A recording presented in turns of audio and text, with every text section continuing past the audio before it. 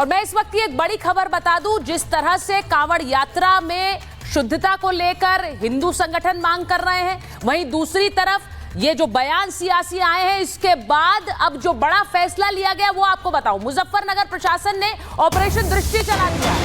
कांवड़ यात्रा के दौरान हिंसा का अलर्ट है और पूरे शहर में 740 सीसीटीवी कैमरे लगाए गए हैं। 740 सीसीटीवी कैमरे, ये जो तस्वीरें आप देख रहे हैं, इन सीसीटीवी के जरिए ही कांवड़ यात्रा को मॉनिटर किया जाएगा। यानी कि कांवड़िए कहां से जा रहे हैं, किस जगह रुक रहे हैं, कोई उन पर किसी तरह का कोई हमला करने की कोशिश ना करे, या फिर कांवड़िए उनकी सुरक्षा सुनिश्चित करने के लिए, क्योंकि अब जो अलर्ट यूपी पुलिस दे रही है वो ये कि यहां पर किसी तरह का संघर्ष हो सकता है, इसीलिए पूरे इलाके को अलर्ट पर रखा गया है। ऑपरेशन दृष्टि इसका नाम दिया गया है क्योंकि ये सारे सीसीटीवी लगाए गए हैं और इन्हें मॉनिटर किया जा रहा है। मैं जरा अपने मेहमानों का परिचय कराना चाहती हूं। मेरे साथ मेरे मेहमान जुड़ गए हैं। मेरे साथ राजेश चौधरी जी जुड़ रहे हैं, बीजेपी के प्रवक्ता हैं। हमारे साथ राजकुमार भाटी जी जुड़ रहे हैं, समाजवादी पार्टी के राष्ट्रीय प्रवक्ता हैं। हमारे साथ आचार्य विक्रमादित्य जुड़ रहे हैं, हिंदू धर्मगुरु हैं। हमारे साथ राशिद शरीफ साहब जुड़ रहे हैं, south Indian Muslim personal law board के अध्यक्ष हैं। हमारे साथ शोएब जमई साहब जुड़ेंगे, AIMIM के प्रवक्ता हैं, देख रहे हैं आप उनको स्क्रीन पर। प्रवेश चौधरी जी VHP के राष्ट्रीय प्रवक्ता हैं। बहुत बहुत स्वागत आप सभी का। मैं शुरुआत सबसे पहले राजकुमार भाटी जी आप ही के साथ कर रही हूं, क्योंकि जो एक बयान आपके नेता ने आज के दिन दिया है, उसे लेकर आप देख ही रहे हैं कैसे माहौल गर्मा गया है। मैं आपसे सिर्फ एक सवाल पूछूंगी, उसके बाद राजकुमार भाटी जी आप बोलेंगे। प्लीज राजकुमार भाटी जी को स्क्रीन पर रखें और राजेश जी को स्क्रीन पर रखें। मुसलमान जो ढाबे वाले हैं कांवड़ के यात्रा के रूट पर, वो कह रहे हैं कि सबकी अपनी अपनी आस्था है। अगर किसी को आस्था के तहत लगता है कि ये कराना ठीक है कि नाम की पहचान उजागर हो, तो वो अपने आस्था के तहत करें। लेकिन ST हसन साहब कह रहे हैं ये आतंकवाद है, ये आतंकी जैसा कारनामा है। किसकी बात मानूं मैं? नहीं, कांवड़ यात्रियों की पवित्रता बनाए रखने के लिए, उन्हें सुविधाएं देने के लिए, उन्हें सहूलियत देने के लिए, उनके रास्ते आसान करने के लिए जो सरकार को उचित लगता हो सुविधाएं दे, वो व्यवस्थाएं करे, वो कानून बनाए, नियम बनाए। लेकिन उन नियमों का पालन करने के लिए हमारे पास सरकारी एजेंसियां हैं, पुलिस है, PAC है, प्रशासन है, पूरा अमला है हमारे पास। उसमें धर्म और जाति के नाम पे बने संगठनों को ये छूट देना, जी ये बीच में अब आ रहा है, ये तो कोई डिबेट का तरीका है नहीं। मैंने बोलना शुरू किया, बोलिए भाटी जी। ये तो कोई तरीका है नहीं डिबेट का। धर्म और जाति के नाम पे बने संगठनों को ये छूट देना कि वो जाके खुद चेकिंग करेंगे और वो लोगों के कपड़े उतार उतार के देखेंगे कौन हिंदू है, कौन मुसलमान है, कौन किसकी क्या जाति है, ये गलत होगा। ये कानून के राज की समाप्ति होगी और ये जो है अपराध को बढ़ावा देना होगा। अभी आपने अलीगढ़ की घटना देखी होगी कि 4 लोगों की गाड़ी रोक के पिटाई की गई बुरी तरह, गौमांस होने का आरोप लगाया गया, लेकिन उसमें गौमांस नहीं मिला जब जांच की गई तो।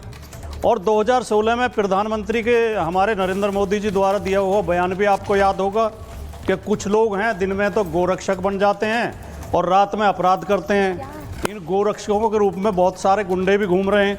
ये प्रधानमंत्री नरेंद्र मोदी जी का दिया हुआ बयान है। तो हमें केवल आपत्ति इस बात पर है कि ये जो स्वंभू जो रक्षक बन जाते हैं और स्वंभू जो संगठन है, ये जाके समाज में ये उपद्रव फैलाएं, ये किसी के साथ पिटाई करें, किसी के अपमान करें। अब इटावा में क्या हुआ, वो तो मुसलमान भी नहीं थे, वो तो हिंदू ही थे। एक जाति का पता चलता ही लोगों के बाल काट दिए गए, उन्हें अपमानित किया गया।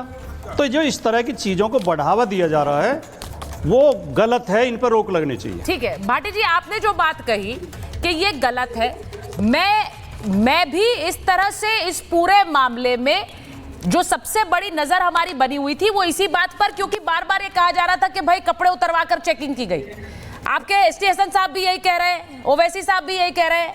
मैं यशवीर महाराज का भी बयान सुनाऊंगी, क्योंकि यशवीर महाराज और उनके संगठन पर आरोप लग रहे हैं जो बात भाटी जी ने कही। लेकिन भाटी जी, आपने उस आतंकवाद वाले बयान पर कुछ नहीं कहा है। मेरा सवाल यह है कि जो कांवड़ यात्रा के लिए निकलते हैं राजेश जी, जो इस यात्रा की धार्मिक मान्यता को समझते हैं और हिंदू धर्म में इसकी मान्यता बहुत ज्यादा है, उन लोगों के लिए जब वो ये सुनते हैं कि एक बड़ा नेता जो सांसद रहा है वो कहता है कि देखिए ये तो जो नाम बताने की बात कर रहे हैं ये सीधे आतंकी वाला कृत्य कर रहे हैं, पहलगाम वाला कृत्य कर रहे हैं। क्या पहलगाम हमारे लिए छोटी घटना है या फिर ये यात्रा हमारे लिए पवित्र नहीं है कि हम दोनों को मिला रहे हैं? राजेश जी, देखिए, समाजवादी पार्टी सुचिता जी हर वो काम करती है जिससे हिंदुओं को चोट पहुंचे, हिंदुओं की भावना और श्रद्धा को चोट पहुंचने का काम करे। समाजवादी पार्टी के प्रवक्ता का आधिकारिक बयान है कि वहां तो गुंडे जाते हैं कांवड़ यात्रा करने के लिए। अब बताइए, ये गुंडा बताने का काम करेंगे? रही सही कसर उन्होंने पूरी कर दी। टीएन हसन साहब ने, उन्होंने कहा ये आतंकवादी, ये आतंकवादी। आप कल्पना कर सकते हो जो श्रद्धा के साथ कांवड़ यात्रा निकाल रहे हैं वो आतंकवादी हैं। इनकी औकात है हज यात्रियों को गुंडा कहने की, इनकी औकात है हज यात्रियों को आतंकवादी कहने की। ये केवल अपनी वोट बैंक की राजनीति के लिए लोगों में भेद पैदा करना चाहते हैं। और मैं पूछना चाहता हूं भाटी जी से, आप मुझे बताइए, नाम बताने में आपत्ति क्या है? क्या दिक्कत है आपको नाम बताने में? आधार कार्ड दिखाने में दिक्कत क्या है? आप राजकुमार भाटी हैं, शान से कहते हैं कि मैं राजकुमार भाटी हूं, मैं राजेश चौधरी हूं, मैं कहता हूं शान से कि मैं राजेश चौधरी हूं। और उत्तर प्रदेश खाद्य सुरक्षा अधिनियम ये कहता है कि जो फूड का व्यापार करने वाले लोग हैं उनके लिए लाइसेंस जारी होगा, उनका रजिस्ट्रेशन होगा, उनका प्रमाण पत्र वो अपना जहां बैठेंगे स्पष्ट पढ़नीय अक्षरों में लगा करके रहेंगे। जहां उनका दुकान का बोर्ड लगा होगा उसके नीचे अपना नाम लिखेंगे।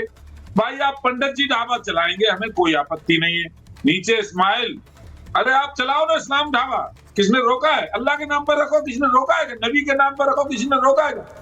आपको व्यापार करने के लिए पंडित जी ढाबा चाहिए, चौहान ढाबा चाहिए, भाटी ढाबा चाहिए, चौधरी ढाबा चाहिए, नाम होगा नहीं उस पर। आप जैसे लोगों के कारण से ही उनकी समाज में विश्वसनीयता समाप्त हो गई है। मैं इसी कारण से हुई है ये राजनीतिक रोटी जो सेकते हैं। राजेश जी, मैं सिर्फ ये पूछना चाह रही हूँ, एक आरोप लगा, एक प्रवेश चौधरी जी अगर आ गए उनको भी स्क्रीन पर रखिए जरा, आचार्य विक्रमादित्य को लीजिए। मैं ये तस्वीर दिखाना चाहती हूँ कि कांवड़ यात्रा के लिए लोग जो कांवड़िए हैं वो निकल गए। शोएब जमाई जी, आपको अगर मेरी आवाज आ रही है, आपके नेता कहते हैं ये कौन लोग हैं जो यहाँ पर पुलिसिंग कर रहे हैं, और वो ये भी कहते हैं कि कैसे कपड़े उतरवाकर चेकिंग की जा सकती है। सर, मेरा तो सवाल ये है कि ये कपड़े उतरवाकर चेकिंग वाली बात आई कहां से है? क्योंकि इस पर जो यशवीर महाराज हैं, जिनके संगठन पर ये आरोप लग रहा है, जरा शोएब जी को स्क्रीन पर लीजिए और आचार्य जी को लीजिए, प्रवेश जी को लीजिए स्क्रीन पर। मैं पूछना चाह रही हूं शोएब जी, ये कहां से आ रहे हैं आरोप? कोई वीडियो है, कोई बयान आया है, हर कोई ये बात कह रहा है, यशवीर महाराज कह रहे हैं ऐसा कुछ है नहीं, अगर प्रमाण है तो दीजिए, तो आज दीजिए प्रमाण शोएब जी।